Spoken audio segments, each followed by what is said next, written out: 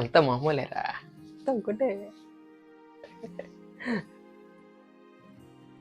2 రోజుల్లో స్కూల్ అయిపోతున్నా కానీ చూడు ఎలా నవ్వుకుంటూ మాట్లాడుకుంటున్నా.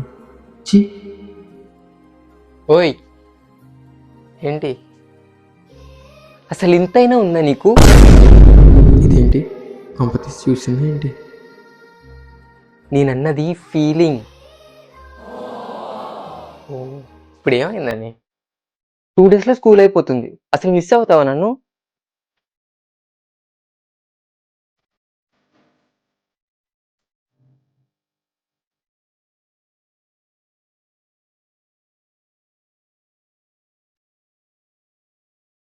చి